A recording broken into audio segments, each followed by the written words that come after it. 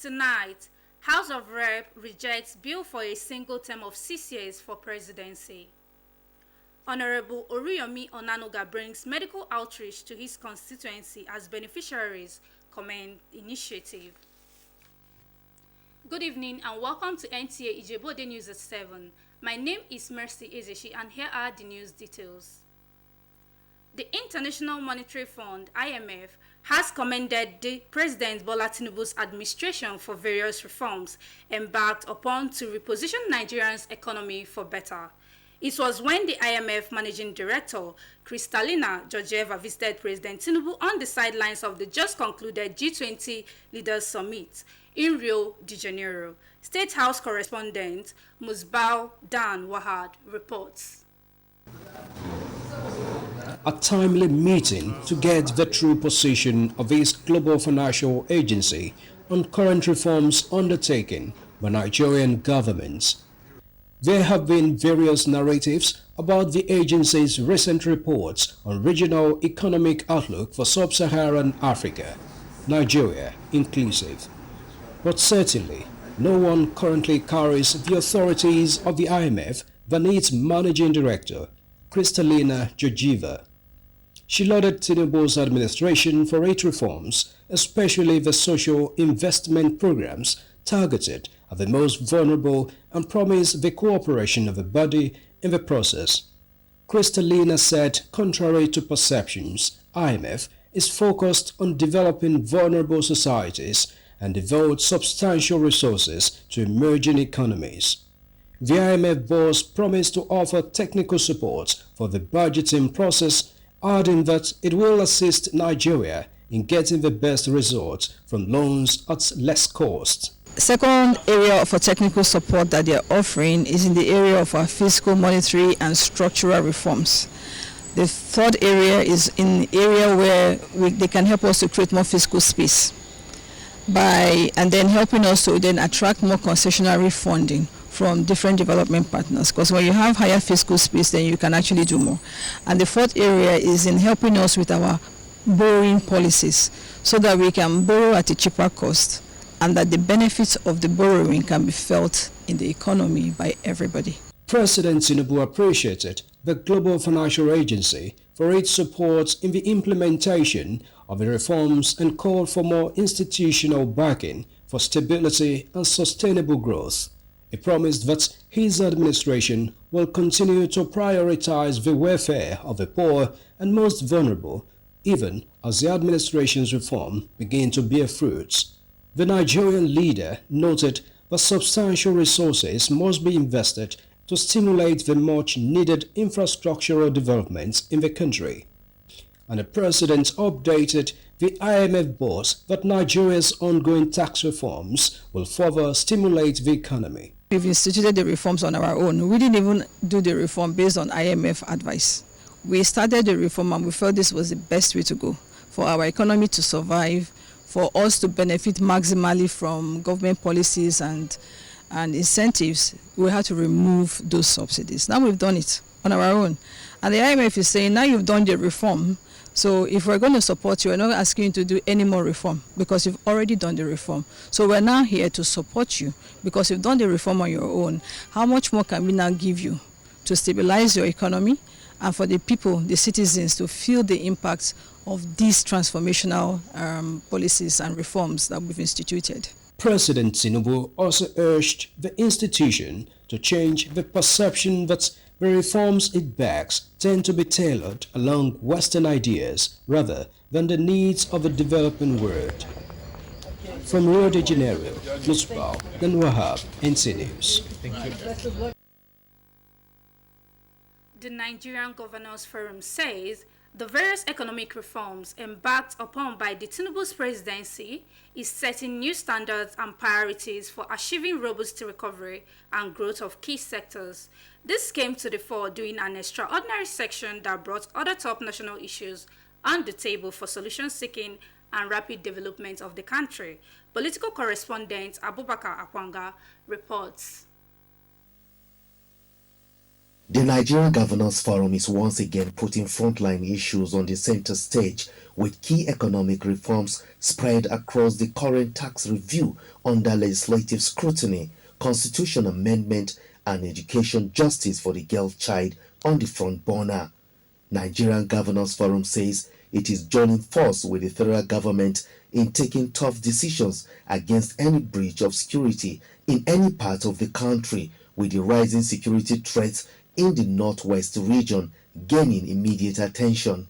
Governors pledged their support to the initiative and affirmed their commitment actively engage in shaping amendments that strengthen the Nigerian constitution. We're going to be visiting their states and the geopolitical zones to advise the opinion of the public, from them that we have received about 161 areas to amend in the. Meanwhile, the Progressive Governors Forum has declared total support for measures introduced by the federal government to bring succor to Nigerians and appreciates Nigerians for the recent election outcome in Edo and Ondo states. Resolved to work more to impress Nigerians who in their wisdom voted us to power, and also to support the government of Nigeria in their efforts to alleviate the negative effects of the various reform programs. The forum says the ongoing legislative assignment on Nigerian constitution and tax matters will continue to initiate positive conversations for consensus and national development. In Abuja, Abubakar Akwanga, NTA News. As the Nigerian Air Force continues to evolve its capabilities to defend the country against various threats, it faces a growing challenge that transcends the physical realm: cyber threats. To secure its national defense infrastructure and ensure its air power remains unchallenged, the NAF must evolve its cybersecurity strategies alongside its air combat technology. Defense correspondent Olajide Bello reports that the Chief of the Air Staff, Air Marshal Hassan Abubakar, stated this at the cybersecurity awareness training for the NAF personnel.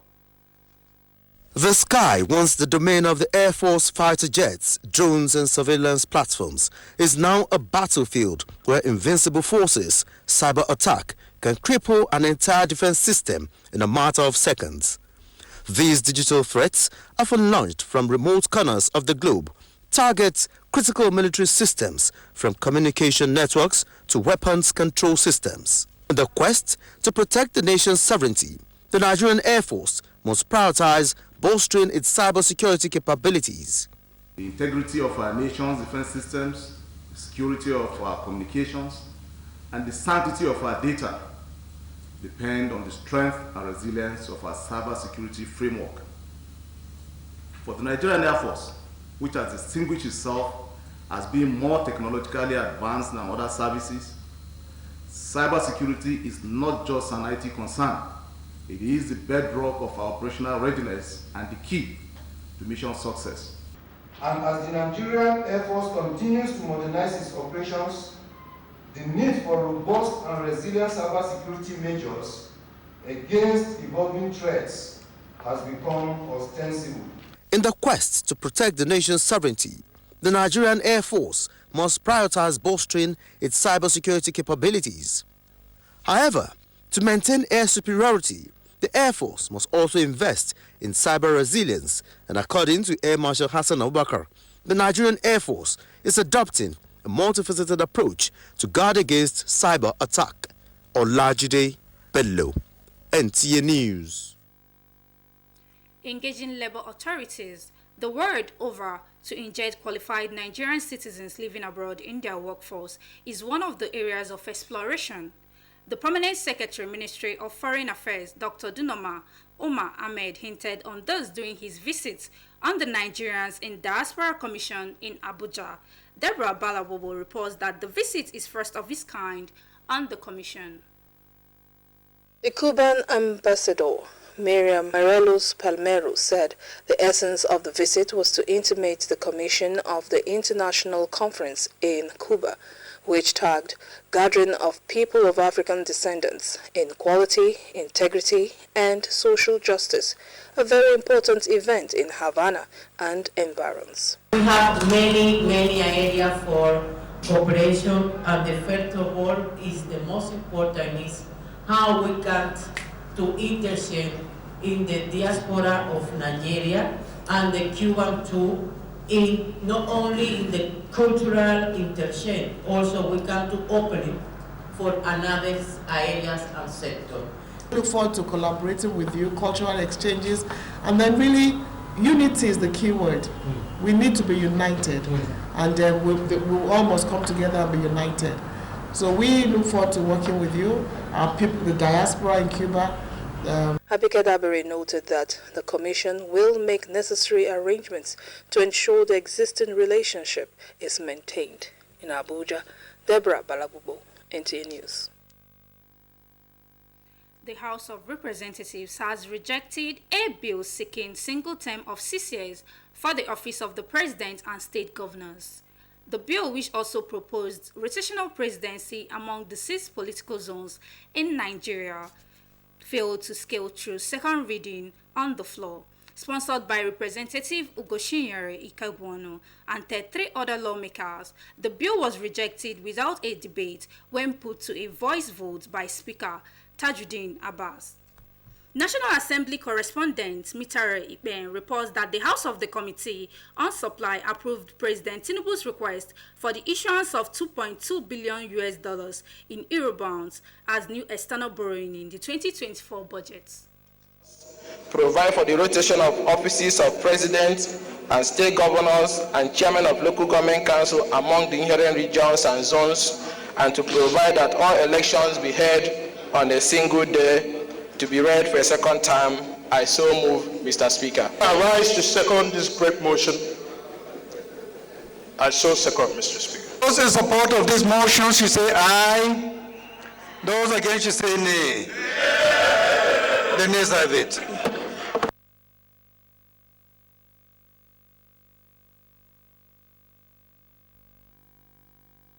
The importance of qualitative health to development and well-being of any society cannot be overemphasized.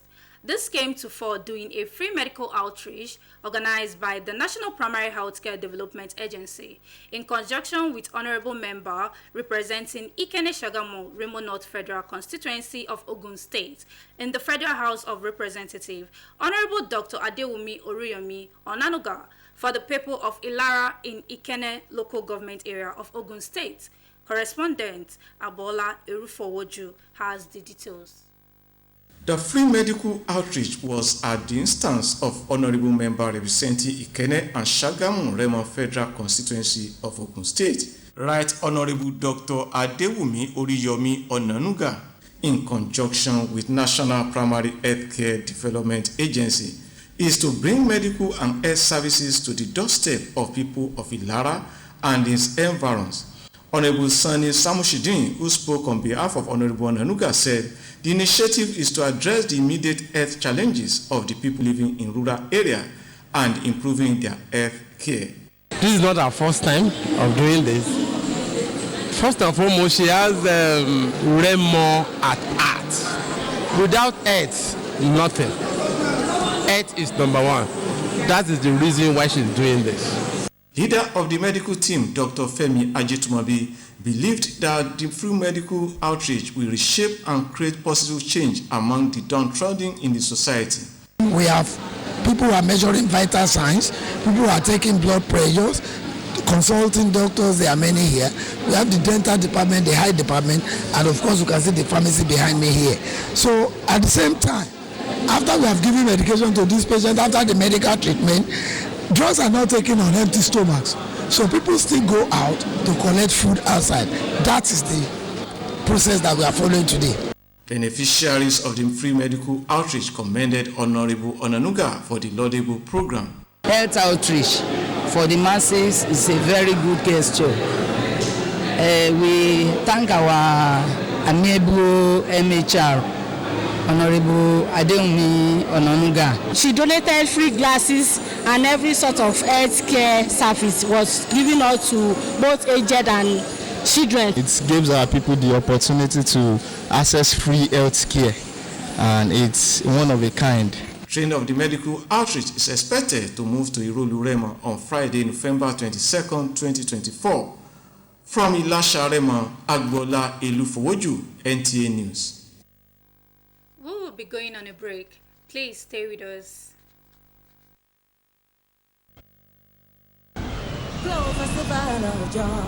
It's the Glow Festival of Joy and it's raining exciting prizes. Oh, for 120 days, we take it to the max. Mind-blowing, loaded prizes.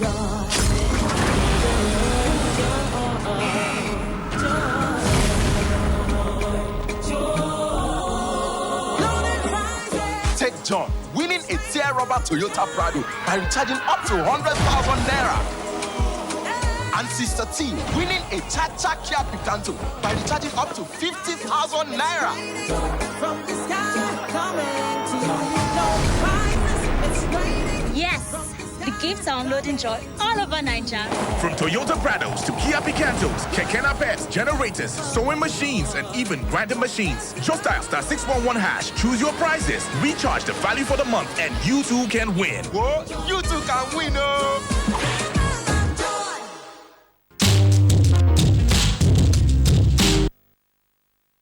Aha! Is that it? Bro, I did tell you, this match 3-0. Okay. If I win you, something will come out. Don't play with me. Fast ball! Ah. You know what you don't shot. Bro. Now we got this match.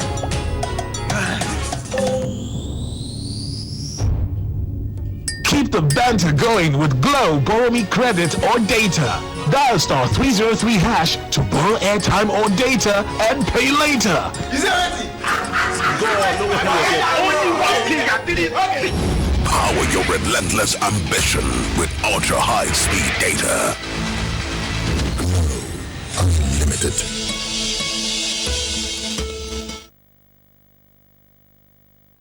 Welcome back from the break.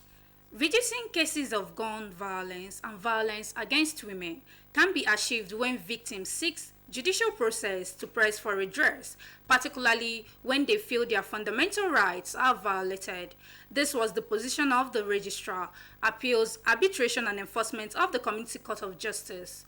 ECOWAS, when members of the West African Action Network on Small Arms paid a visit to the court in Abuja. Judiciary correspondent Austin Anyabe reports. The visit was to seek collaboration with the ECOWAS court on how to initiate strategies to end the menace of gun violence, political violence, and violence against women in the West African sub-region. Registrar Appeals, Arbitration and Enforcement Guy Sori said ECOWAS court has jurisdiction on matters relating to violation of fundamental human rights, urging them to take advantage of the court. If you feel there is a human rights violation, the right you're talking about, is it dealt with in a treaty ratified by Nigeria? The court is under the law. The court is not just restricted to treaties, human rights treaties that are, regional. So even if it is a UN treaty, for as long as it's a human rights treaty and Nigeria has ratified it, the court can look into your issue. Regional Vice President of West African Action Network on Small Arms, Igwe Martin Namdi, and other speakers said the visit is a preparation for the 2024 16 Days Advocacy Against Gender-Based Violence. We came to collaborate with ECOWAS courts to make sure that the perpetrators of gender-based violence will never go unpunished. If they escape justice in their states, escape justice in Nigeria, they will never escape justice in West Africa. The attributed issues of gun violence, rape, banditry and political violence to the proliferation of small arms within the West African sub-region. From ECOWAS Court, Abuja, Austin Anyebe, NTA News. That's all we have for you today on NTA Ijebu Ode News at 7. Thank you for staying tuned. Good night. Download the Glow Cafe app today. You see here, you get everything all in one. So if you love music, you love Glow Cafe with a music catalog of over 2 million tracks. And if live radio is your thing, say no more. Just hit play and enjoy on Glow Cafe. Welcome to Total Control, so you can recharge or buy bundle, borrow data, and credit sharing and gifting. You've got all that too. You also get extra value with our range of value-added services on the Glow Cafe app. Watch all the action with Glow Cafe's exclusive range of video. Glow Cafe's got it all. And when it comes to gaming, we ain't playing around with Africa's gaming collection. And the best part, you get free activation bonus. So download the Glow Cafe app on Google Play or the App Store. Glow Unlimited.